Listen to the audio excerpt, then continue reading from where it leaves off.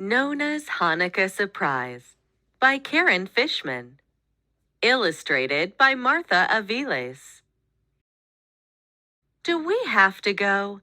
Asked Rachel, trying to keep her voice from wobbling. Mom looked surprised. You love visiting Daddy's family, she said. But we'll miss Hanukkah, said Rachel. Nonna and the cousins celebrate Christmas. Don't worry, honey, said Daddy. The rest of my family does celebrate Christmas, but we'll bring Hanukkah along too. You'll see. It will be fun for us to share our holiday celebrations. Look, said Mom. She opened a small suitcase. It was filled with Hanukkah decorations, dreidels, chocolate Hanukkah gelt, and enough candles for all 8 nights of Hanukkah. There was also a pile of gifts on the bed, both for Rachel and for her cousins. Rachel felt a bit better, but something was missing. There's no Hanukkah menorah, she pointed out. How will we light the Hanukkah candles? Here, Rach, Daddy said, handing her a box. An early Hanukkah present for you. Open it. Inside was the best menorah Rachel had ever seen. Each of its branches was shaped like a person. And not just any person.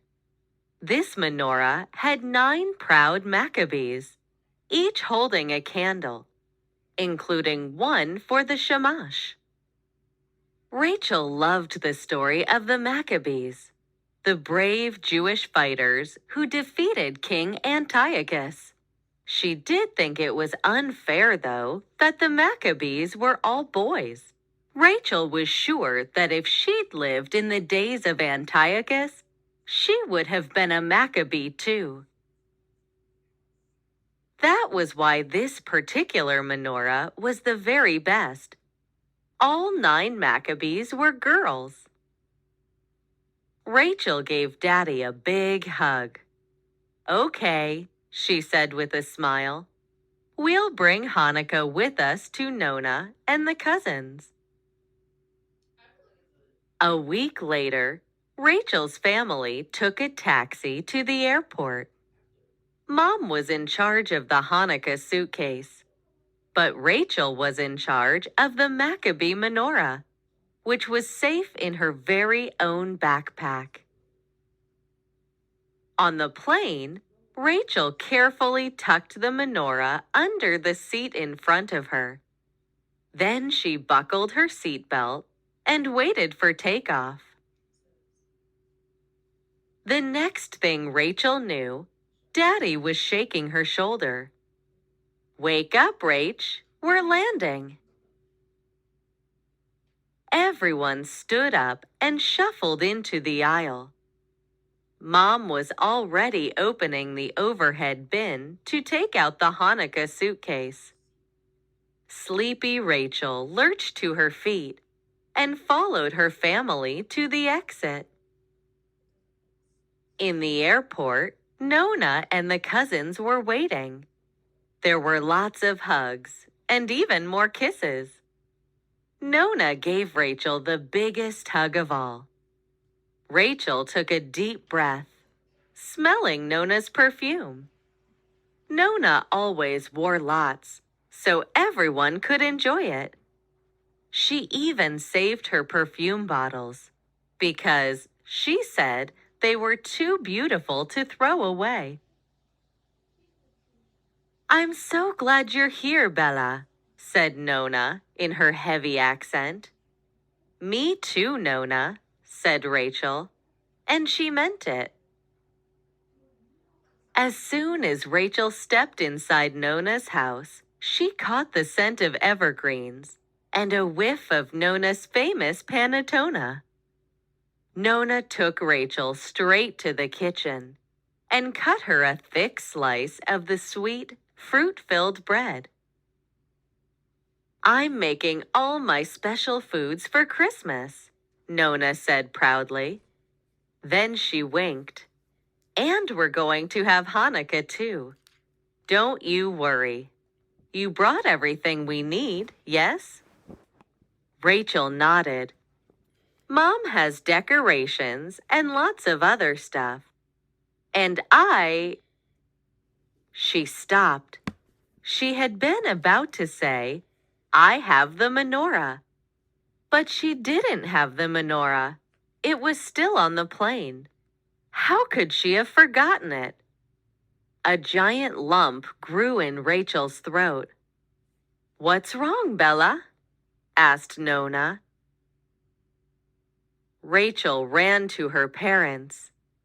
I left the Maccabee menorah on the plane, she cried. Oh, sweetie, said Mom. It's okay. We'll call the airport in the morning.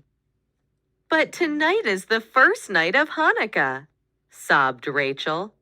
We have to light the candles. We'll still light candles, said Daddy. We just won't get to use your Maccabee menorah tonight.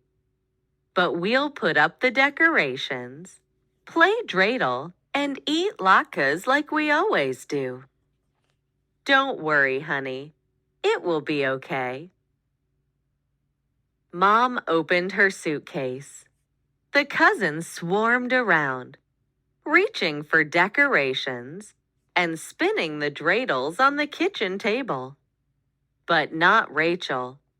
Her beautiful menorah was stuck on the plane, and it was all her fault.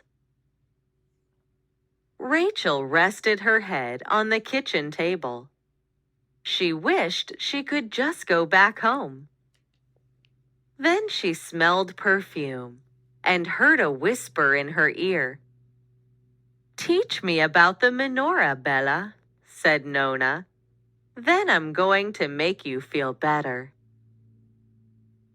In a quiet voice, without even lifting her head, Rachel explained about the menorah.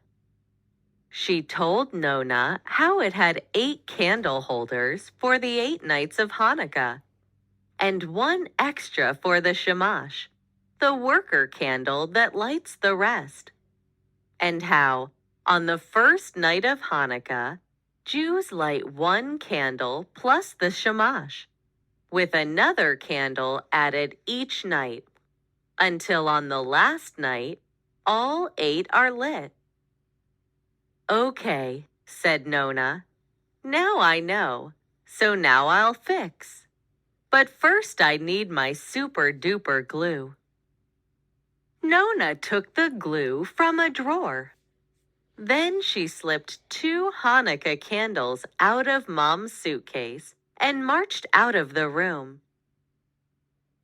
A few minutes later, Nonna was back, holding a beautiful, sparkling menorah. 9 glimmering crystal perfume bottles stood on a silver tray, all stuck in place with Nonna's super-duper glue. The tallest bottle held the shamash, and another held the first candle of Hanukkah. A smile spread over Rachel's face. It wasn't her girl Maccabee menorah, but it was a very special menorah all the same. Rachel ran over and gave Nonna an enormous hug. Thank you, Nonna, said Rachel, not letting go. When it got dark, everyone gathered around the glittering menorah. Mom sang the blessing, and Dad lit the first Hanukkah candle. Afterward, as Rachel munched on Nonna's lasagna and Mom's potato latkes, she decided that bringing Hanukkah to Nonna and the cousins was pretty special. Maybe next time she'd bring Purim.